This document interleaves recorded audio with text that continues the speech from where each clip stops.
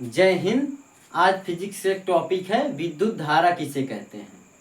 विद्युत धारा किसे कहते हैं और विद्युत धारा एसी डीसी करंट क्या होता है। ट्रांसफार्मर में जो जमीन पर एक तार गाड़ते हैं वो क्यों गाड़ते हैं। और आप लोग प्लग में देखे होंगे तीसरा प्लग किस लिए, ये तीसरा प्लग किस लिए होता है। तो और ये विद्युत धारा किस प्रकार बहती है, हमारे घरों में जो करंट आता है वो कौन सा करंट होता है, डीसी होता है या एसी होता है। तो आज इन सभी को एकदम सिंपल सा डिस्कस कर देंगे और आप लोग आसानी से समझ जाएंगे। तो सबसे पहले समझते हैं इलेक्ट्रॉन की वो विद्युत धारा किसे कहते हैं। इलेक्ट्रॉन का फ्लो होना मतलब इलेक्ट्रॉन का बहना विद्युत धारा कहता है। आप लोग जैसे देखिए, कहीं से अगर दूध की धारा बह रही तो दूध की धारा हो गई, कहीं से पानी बह रहा तो पानी की धारा हो गई। इसी प्रकार जहाँ से इलेक्ट्रॉन की धारा बहती है वहाँ से विद्युत धारा उत्पन्न होती है। इलेक्ट्रॉन बहता है, इलेक्ट्रॉन देखिए, इलेक्ट्रॉन जब बहता है तो उसको इलेक्ट्रॉन तो अकेले चला है, उसको कोई ढकेलता है। कौन ढकेलता है उसको? वोल्टेज ढकेलता है। कौन? वोल्टेज। और एक इलेक्ट्रॉन कितने वो होता है, इलेक्ट्रॉन को किससे मापते हैं तो एम्पियर से मापते हैं। एक एम्पियर, देखिए एक एम्पियर बराबर कितना, 6। अब इसके कितने 15 जीरो होंगे, कितने 15, 1 3 3 6 3 9 3 12, कितने जीरो होते हैं 15, 3 3 6 3 तो 15 जीरो होते हैं। इसको अगर 60 कट में लिखे तो 1.6 2 गुणे 10 की 6.25 गुणे 10 की पावर -18 इलेक्ट्रॉन प्रति सेकेंड। अगर 1 एम्पियर की धारा अगर किसी मनुष्य को मार दिया जाए तो 6.25 गुणे 10 की पावर -18 इलेक्ट्रॉन प्रति सेकेंड में उसके ससुरे घुस जाएंगे। ससुरा धुकधुका आ जाएगा करंट से। अगर समझो 10 एम्पियर की धारा किसी व्यक्ति को मार दे तो ससुरा मर जाएगा, धुकधुका के मर जाएगा। तो हमारे देखिए, आप लोग सबके घर में आती है एसी करंट। कैसी आती है? AC current. क्योंकि एसी करंट जो होता है वो अल्टरनेट होता है, ऐसे होगा उसका ग्राफ, ऐसे चलेगा, ऐसे। जो देखिए ये बीच में जो यहाँ से इधर प्लस का है, ये प्लस का है, यहाँ से ये प्लस का, जो ये इतने बीच में जो गैप होगा ये वाली का, इसका गैप जो हो गया वहां से हमारा कट जाएगा फिर। तो ये अल्टरनेट करंट, ऐसे चले करंट आपका, ऐसे फ्लो होता है, ऐसे कट कट के फ्लो होता है। कैसे? कट कट के फ्लो। क्योंकि करंट बनाने वाला भी जानता है कि ससुरा अगर कहीं से धोखे से छू गया तो ससुरा मर जाएगा। इसलिए करंट बनाने वाला भी सोच लिया था कि करंट को हम गांव में आता है करंट, या ट्यूबवेल में आता है करंट, कहीं भी जो करंट हम लोग यूज करने वाला करंट होता है वो एसी करंट होता है। क्योंकि सबको पता होता है ससुरा अगर छुआएगा तो मर जाएगा। इसको करंट बनाने वाले को भी पता था कि छुआएगा तो मर जाएगा, इसलिए उसने अल्टरनेट कर। क्योंकि जब आप लोग कभी करंट मारता है तो अल्टरनेट, जब करंट बीच में छोड़ता है तो उस जब छोड़ेगा तो वो हट जाएगा, हटेगा, उसी बीच में आदमी की जान बच जाती है। अगर वो ससुरा एक समांतर चला गया, ऐसे चला गया, जो ससुरा जो यहीं पर मर आएगा, अब भीड़ से ससुरा छोड़ेगा ही नहीं कभी।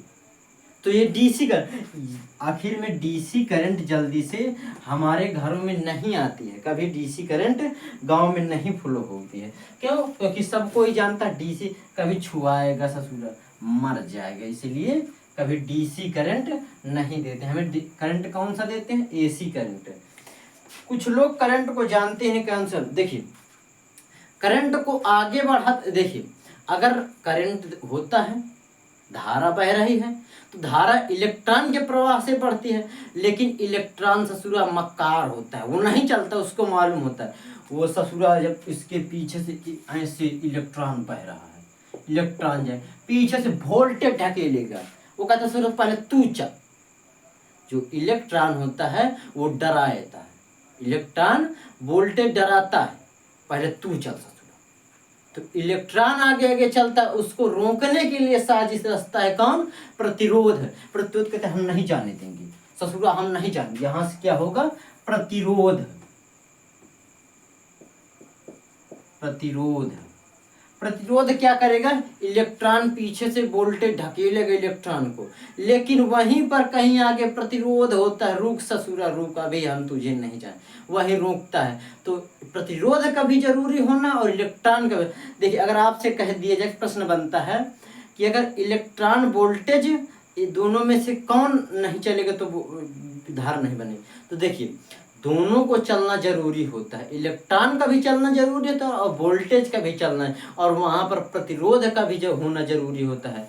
क्योंकि देखिए अगर प्रतिरोध नहीं होगा, प्रतिरोध नहीं होगा तो धारा कहीं से कम नहीं होगी, इसलिए प्रतिरोध का होना बहुत जरूरी। इसीलिए हमारे ये देखिए, आप जो बड़ी लाइन होती है वहाँ से हमें यहाँ गांव में आने के लिए ट्रांसफार्मर लगाते हैं।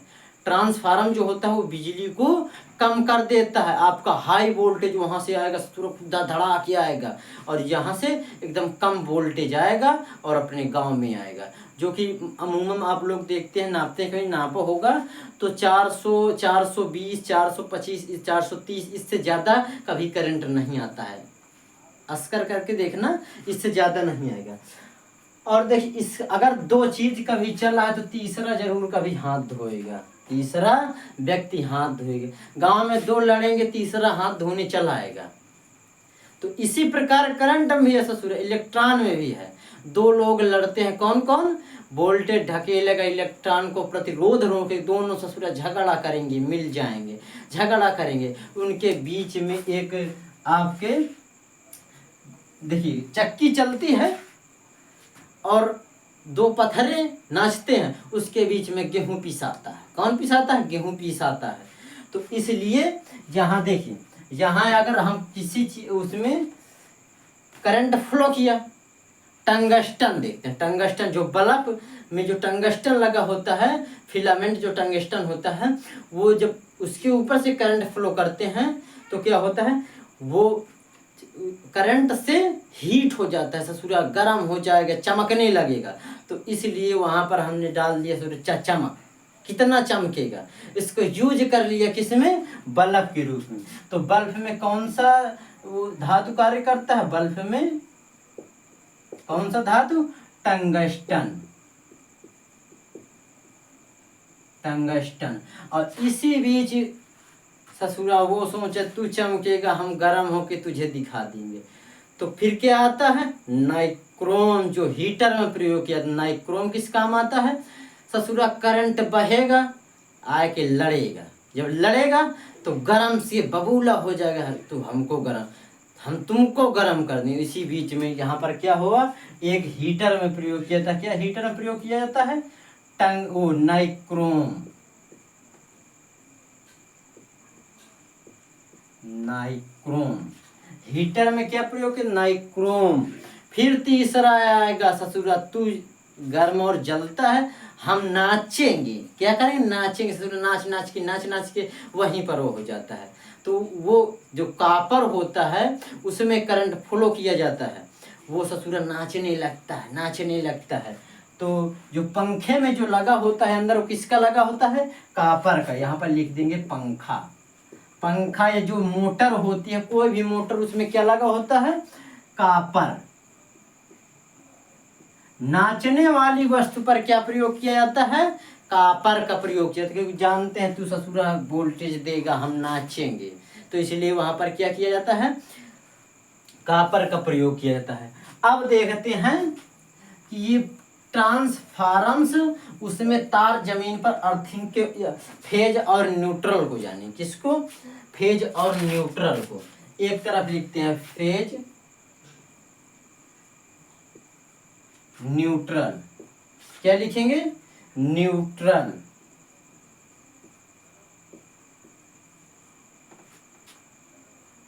न्यूट्रल, देखिए फेज को क्या कहते हैं, फेज को गर्म तार या जिंदा तार कहते हैं, जिसको हम लोग अधिकतर कभी एक आपके पास तार आता है, उसमें मिस्त्री को जानने के लिए एक लाल तार दे दिया जाता है, वही फेज होता है, जिसे हम लोग वो लाल, इसको प्लस से दर्शाते हैं, वो उसको प्लस से दर्शाते हैं। और जो आपका न्यूट्रल होगा उसको काले रंग से दर्शाते हैं, वो ठंडा होता है इसलिए उसको काले, उसको माइनस दे देंगे, तो उसको जान जाते हैं कौन सा फेज है कौन सा न्यूट्रल है। अर्थ, जो अर्थ कभी देखा होगा, फेज को, जो फेज एक्स्ट्रा बह रहा है तो उसको कम करने के लिए, शुद्ध करने के लिए हम क्या लगा देते हैं, एक अर्थिंग तार लगा देते हैं। जो देखा होगा, देखिए आपको हम समझा ही देते हैं।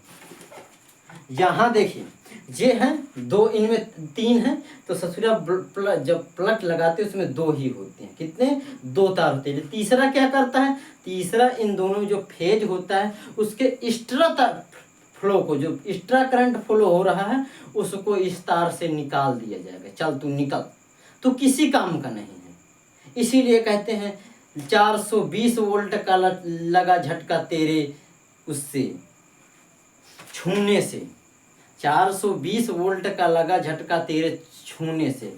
तो छू के कभी देखना नहीं, क्योंकि पता होता है सबको कि जो तार हमारे घरों में बिजली आती है वो अल्टरनेट करंट आता है, डीसी और एसी।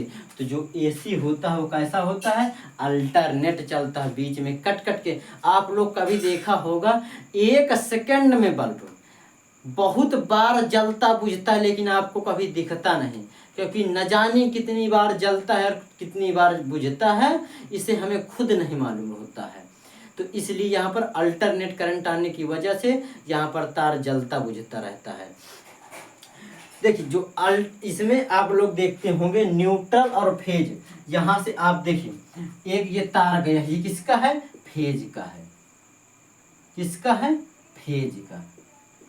और यहाँ से अगर एक ही तरफ शुरू हो जाएगा तो करंट का भी, पक्षी जो होता है वो यहाँ से देखिए, पक्षी, ये पक्षी है जी, ससुरा एक तार पर बैठेगा और यहाँ से एक तार वापस होगा, इसे क्या बोलते हैं, न्यूट्रल। अगर करंट जाता ही होता तो कभी लगता ही नहीं। यहाँ पर एक डिवाइस लगा देते हैं, क्या, कूलर लगा देते हैं,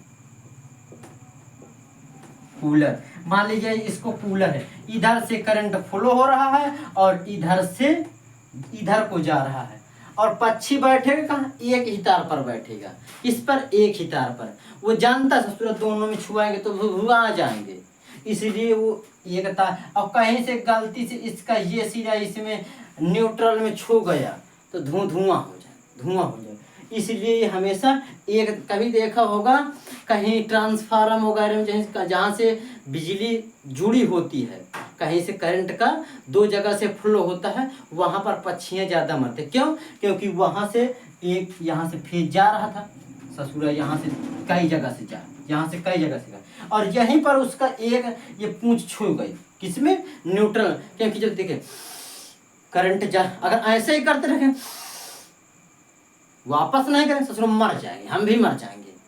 तो इसलिए इसका वापस होना भी बहुत जरूरी है, करंट का वापस नहीं होगा तो ये करंट बहेगा नहीं। तो इसलिए अगर ये एक ही तार पर देखना, वो कभी एक ही तार पर, दो तार पे ससुर पाँव रख देगा, जब दो तार पे पाँव रख दे धुआं हो जाए, इसलिए वो कभी दो पैर में, दो तारों में पैर नहीं रखेगा, वो हमेशा एक ही तार पर बैठता। क्यों, क्योंकि उसे मालूम होता है, जो प्रकृति ने बुद्धि दी है उसे मालूम बता दिया है कि एक ही तार पर बाबू बैठना, क्योंकि दूसरा तार में छुआ जाएगा ससुर धुआं हो जाएगा, इसलिए उसको एक ही तार पर बैठाते हैं। और वो कभी इस पर नहीं छुएगा, नहीं इस पर, बहुत होशियार होता है वो भी।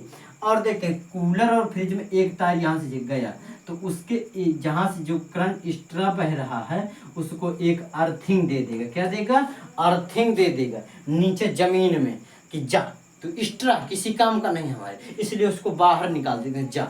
और यहाँ से जो करंट बचता है उसको फ्लो कर देते हैं, करंट बहने लगा, इस्तेमाल हमने करने।